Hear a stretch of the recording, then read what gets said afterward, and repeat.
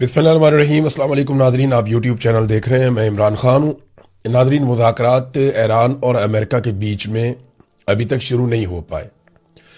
आज मंगल का दिन शुरू हो गया है। पहले ये कहा गया कि वीकेंड पे मुज़ाकरात शुरू हो जाएंगे, फिर कहा गया जी सोमवार को हो जाएंगे। फिर डोनाल्ड ट्रंप ने दावा किया कि मंगल वाले दिन जो है वो उनकी टीम पहुंच जाएगी पाकिस्तान में और ईरान के साथ मुज़ाकरात होंगे। एक तरफ अमेरिका का मौक़िफ़ है जो बार बार बदल रहा है और उसके रीजंस भी हैं। पहले आप देख लें, डोनाल्ड ट्रंप ने जो लेटेस्ट बयान दिया है वो ये है कि डेमोक्रेट्स ईरान के हवाले से हमारी इस वक्त की इंतहाई मजबूत पोजीशन को नुकसान पहुंचाने की हर मुमकिन कोशिश कर रहे हैं। इस हकीकत के बावजूद कि पहली जंग अजीम 4 साल 3 माह और 14 दिन जारी रही, दूसरी जंग अजीम 6 साल 1 दिन तक चली। अब ये जंगों का हवाला डोनाल्ड ट्रंप इसलिए दे रहे हैं ताकि वो अपने नुकसान को कम करके साबित करें कि देखें ना, जंग अजीम तो इतनी लंबी चलती हैं, लड़ाइयाँ बहुत लंबी चलती हैं, हमने तो बहुत मुख्तसर लड़ाई की है। इससे पहले वो अफगानिस्तान के अंदर लड़ाई या इराक के अंदर लड़ाई, इन चीज़ों के हवाले भी दे चुके हैं। उन्होंने कहा जी 6 हफ्तों का मैंने वादा किया था, हमने काफ़ी कामयाबियां हासिल की हैं। मैंने फेक न्यूज़ में पढ़ा कि मुआहदा करने के लिए मैं दबाव में हूं। मैं बिल्कुल दबाव में नहीं हूं और ये सारा कुछ बहुत जल्दी हो जाएगा। वक्त मेरा दुश्मन नहीं है। डोनाल्ड ट्रंप कहता है जी कि जो मुआहदा मैं करना चाहता हूं ईरान के साथ वो जल्द हो जाएगा, मगर जल्दबाजी में कोई बुरी डील नहीं करूंगा मैं ईरान के साथ। ईरान की बहरी नाकाबंदी बरकरार रखने का ऐलान किया और बताया कि जेडी वेंस, स्टीव विटकॉफ और जेरेड कुशनर इस्लामाबाद में आ जाएंगे। अब मंगल का दिन है, जेडी वेंस कहां पे है उनके बारे में खबर आती है अमेरिका से, और खबर यह बताती है कि जेडी वेंस का तैयारा भी तैयार है और वो सिर्फ इंतजार कर रहे हैं कि किस वक्त तेहरान की जानिब से इशारा मिले और ईरान के इशारे के बाद वो रवाना हो जाए पाकिस्तान, इस्लामाबाद की जानिब, और जाकर मुज़ाकरात का हिस्सा बन जाए। तो जेडी वेंस आखिरी खबरें आने तक, जब मैं ये वीडियो रिकॉर्ड कर रहा हूं, अभी तक जो इतलात मैंने देखी हैं, उन्होंने अपना ट्रैवल शुरू नहीं किया और वो इंतजार कर रहे हैं ईरान का। अब ये हालात पैदा हो गए कि अमेरिका मुज़ाकरात के लिए जल्दी कर रहा है, वो मुज़ाकरात की टेबल पे बैठना चाहता है। ईरान को कोई जल्दी नहीं है मुज़ाकरात की टेबल पे आने के लिए। ईरान की जानिब से लगातार जो बयानात आ रहे हैं वो भी ऐसे ही हैं। अगर आप बाकर कालिबाफ का बयान देखें तो उन्होंने जो हालिया स्टेटमेंट दिया, या जो इराकची ने हालिया स्टेटमेंट दिया, या ईरानी सदर ने, वो सारे मिलते जुलते हैं। पहले ईरानी सदर को देखते हैं। ईरानी सदर ने कहा कि ईरान और अमेरिका के दरमियान मुज़ाकरात के मुमकिना दूसरे दौर से कबल ईरानी सदर ने यह कहा कि ईरान कभी ताकत के आगे सर नहीं झुकाएगा, ईरानी कभी नहीं झुकेंगे। उन्होंने कहा कि ईरान में अमरीकी हुकूमत के हवाले से गहरा तारीखी अदम एतमाद पाया जाता है जो अभी भी मौजूद है, हम उन पर भरोसा नहीं कर सकते। ईरानी सदर ने कहा कि बामानी मुज़ाकरात की बुनियाद वादों की पासदारी पर कायम होती है। अगर आप वादे तोड़ेंगे, जंगबंदी के वादों की खिलाफ वर्जी करेंगे और धोखा देंगे तो फिर बामानी मुज़ाकरात नहीं हो सकेंगे।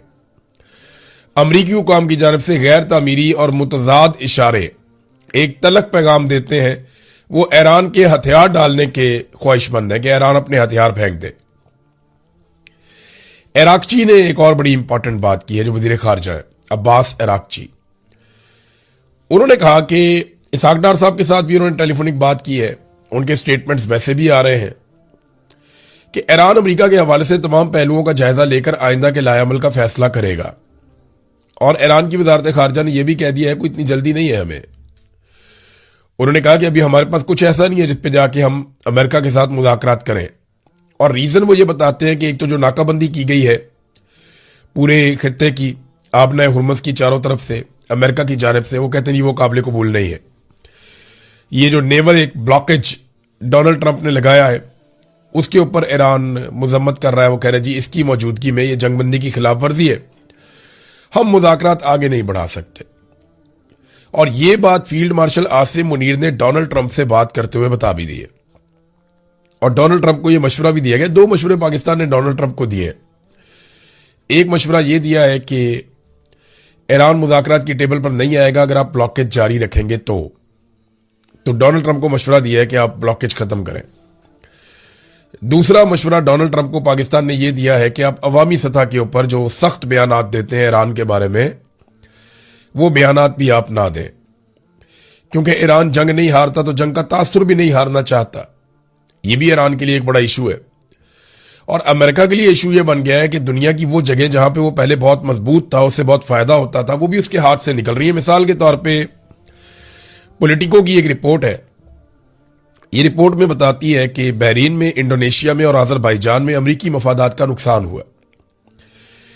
बहरीन में अवामी राय बहुत तेजी से तब्दील हुई है और वो ईरान की तरफ झुकाव उसका बढ़ रहा है। इसी तरह जो है इंडोनेशिया में ईरान की हमायत बढ़ी है, अमेरिका की मुखालफत बढ़ी है। अब इंडोनेशिया इससे पहले बोर्ड ऑफ पीस के जेर इंतजाम चलने के लिए वो एक फौज भी दे रहा था, जिसे स्टेबलाइजेशन फोर्स कहते हैं, कि हम एक फोर्स देंगे, फौजी भिजवाएंगे। अब वहां पे वो दबाव है, वो भी मामला खराब हो गया। तीसरा जो अजरबैजान है, वो ईरान की ड्रोन सलाहियत और जो मजहबी असरात हैं, क्योंकि अजरबैजान मुसलमान मुल्क है और वहां पे ज्यादा तादाद में अहले तशी रहते हैं, तो उसकी वजह से भी एक नुकसान अमेरिका को हुआ। लेकिन मैं एक चीज आपको बताऊं कि इसराइल अपने तेल की ज्यादातर जरूरत अजरबैजानी तेल से पूरी करता है। ये शायद आपको नहीं पता। और इसराइल को यह तेल फराहम करता है तुर्की। दो ममालिक से इसराइल को तेल जाता है, जिससे इसराइल के मामला चलते हैं और इसराइल को बहुत फायदा होता है। तो इसराइल की एनर्जी की जरूरियात दो मुसलमान मुल्क पूरी करते हैं और तीसरा मुसलमान मुल्क तुर्की है, जो इसराइल की तेल की जरूरियात पूरी करने के लिए मदद फराहम करता है। यानी चाहे वो बासफोरस हो, चाहे वो तुर्की में से गुजरने वाली पाइपलाइन हो, कुछ भी हो, इसराइल की जो एनर्जी की जरूरियात हैं वो तुर्की के जरिए से पूरी होती है। तो तुर्की, आप देखते हैं अक्सर वो ज़बानी जमा खर्च चलता रहता है, इसराइल तुर्की के खिलाफ, तुर्की इसराइल के खिलाफ, लेकिन ये आपस में जंग नहीं करते। तुर्की की क़यादत इसराइल के खिलाफ सख्त तरीन बयानात दे के अपनी अवाम के अंदर मकबूल होती है। इसी तरह जो इसराइली क़यादत है वो तुर्की के खिलाफ सख्त तरीन बयानात देकर अपनी अवाम में मकबूल होते हैं। और दोनों आपस में लड़ते नहीं हैं, बल्कि एक दूसरे का मफाद भी देखते हैं। आप देखें ना कैसे वो जो पाइपलाइन है वो वहां से गुजरती है और तुर्की में से सारा तेल जाता है, गैस जाती है, जो इसराइल को चाहिए वो तुर्की में से गुजर कर मिलता है। एक फैक्ट था, मैंने कहा मैं आपके सामने रखता हूं। इसी तरह जो है वो एक और स्टेटमेंट भी है और वो कालीबाफ का है। वो कहते हैं जी आप, ये इस तरह नहीं होता कि आप जंगबंदी की खिलाफ वर्जियां करें और धमकियों के साए के अंदर मुज़ाकरात करें, तो हम धमकियों के साए में मुज़ाकरात नहीं करेंगे। ये अब ईरान का जवाब है। देखिए, इसमें एक चीज जो मुझे लगती है ना, ईरानी इस दफा बड़े सीरियस है और उन्हें लगता है कि अगर वो पाकिस्तान चाहते हैं तो उन पे कोई हमला ना हो जाए। लास्ट टाइम के हवाले से भी ये बताया गया कि उन्होंने अपने बहुत सारे प्लान तब्दील किए थे। जब वो वापस गए तो वो अलग एयरपोर्ट पे उतरे और वहां से उन्होंने अलग तरीके से सफर किया। तो ईरानी ये खदशा उनको है कि हमारी क़यादत को निशाना बनाया जा सकता है, क्योंकि इससे पहले ईरानी क़यादत को बार बार निशाना बनाया गया। पाकिस्तान तरीके इंसाफ का इसमें क्या मौक़िफ़ होना चाहिए या अपोजिशन इस पे क्या स्टांस लेगी, वो भी मैं आपको बताता हूं। लेकिन पहले इमरान खान साहब ने, जब से वो जेल गए हैं, पहली मरतबा उन्होंने आसिम मुनीर साहब पे कुछ इल्जामात अब बराह रास्त लगाए और उन्होंने कहा कि ये आसिम मुनीर साहब ने किया है। इससे पहले इमरान खान साहब जब भी बात करते थे तो वो गोल बात करते थे, वो एक मार्जिन रखते थे। लेकिन अब उन्होंने फील्ड मार्शल आसिम मुनीर के लिए वो मार्जिन खत्म किया। कुछ अर्सा पहले उन्होंने मार्शल लॉ, आसिम लॉ, इन चीजों का जिक्र शुरू किया था।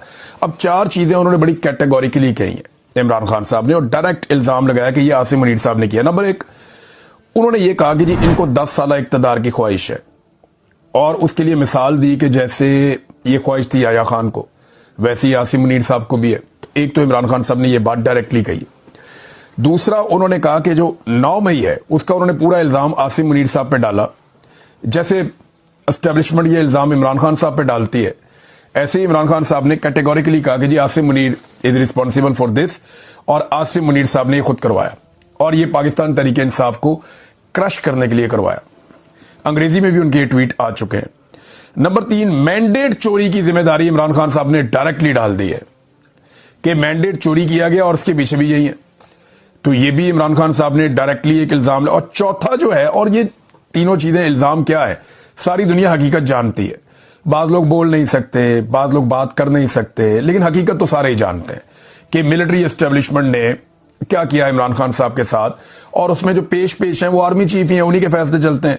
नंबर 4 जो है फौज को जाती मकसद के लिए इस्तेमाल करना, ये इमरान खान साहब ने बड़ा अहम नुक्ता उठाया कि फौज के कंधे को इस्तेमाल किया जाता है जाती ख्वाहिशात की तकमील के लिए, अपने इक्तदार को लंबा करने के लिए। और ये याया खान ने भी किया था। तो इमरान खान साहब ने वो एग्जाम्पल्स कोट की हैं और उनके ट्वीट के अंदर ये चीजें बड़ी वजाहत के साथ सिंपल करके उन्होंने सामने रख दी। तो ये पहली बार इमरान खान साहब इतना क्लियरली आ रहे हैं आसिम मुनीर साहब के बारे में।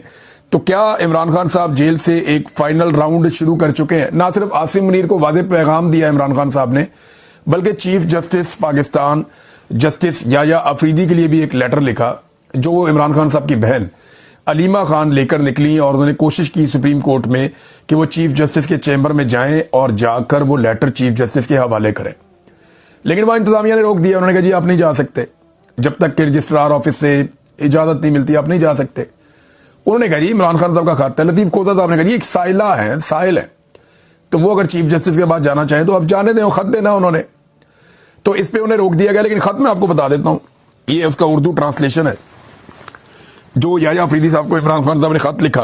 खत यह मैं आपको सिर्फ 31 किलोमीटर के फासले से लिख रहा हूं, मगर सुप्रीम कोर्ट के दरवाजे मेरे और मेरी अहलिया के लिए बंद हैं। 772 दिनों से जायद एक 9x11 के पिंजरे नुमा सेल में जबरदस्ती की खामोशी, तन्हाई और दुनिया से कटाव के कैद खाने में मैं मुसलसल तन्हाई की कैद का सामना कर रहा हूं। मेरे खिलाफ 300 से जायद बेसरोपा, झूठे और सियासी बुनियादों पर कायम किए गए मुकदमात खोले गए हैं। पाकिस्तान ने कभी ऐसा जुल्म नहीं देखा जो मुझ पर, मेरे खानदान और दुनिया भर में मेरे हामियों पर ढाया जा रहा है। मुझे अखबारात और किताबों तक की रसाई से महरूम रखा गया है। वकला और अहले खाना से मुलाकातें एक शख्स जनरल आसिम मुनीर की ख्वाहिशात और मर्जी के मुताबिक कभी कराई जाती हैं और कभी मनसूख कर दी जाती हैं। मेरे बेटों को अपने वालिद से फोन पर बात करने के बुनियादी हक से भी महरूम कर दिया गया है। सियासी कारकुनों को मुझसे मिलने की इजाजत बिल्कुल नहीं है। ये कैद कभी भी कानूनी नहीं रही, बल्कि ये सोचे समझे मंसूबे के तहत डाली गई नफसियाती अजियत है, ताकि मेरी हिम्मत तोड़ी जा सके और मेरे जरिए 25 करोड़ पाकिस्तानियों के हौसले को कुचला जा सके। ये आइन कानून की हुक्मरानी और मेरे प्यारे वतन पाकिस्तान के जमहूरी मुस्तकबिल पर एक मुस्तकिल हमला है। मेरी अहलिया बुशरा बीबी एक कर्नल के हुक्म पर गैर इंसानी और तौहीन आमेज सलूक का शिकार है, वो भी तन्हाई की कैद में। इनका इलाज रोक दिया गया है। उन्हें टीवी या किताबों तक रसाई नहीं दी जा रही, ना ही बैरूनी दुनिया से कोई ताल्लुक रखने दिया जाता है। उनकी सेहत मुसलसल बिगड़ रही है, लेकिन उनके डॉक्टर को मुआयने और इलाज की इजाजत नहीं दी जा रही। पाकिस्तानी कानून औरतों को महज इनके सनफी मकाम की वजह से जमानत में खसूसी रियायत देता है, और हमारी आला अदालतों ने करार दिया है कि खवातीन कैदी रियायत की मुस्तहिक है।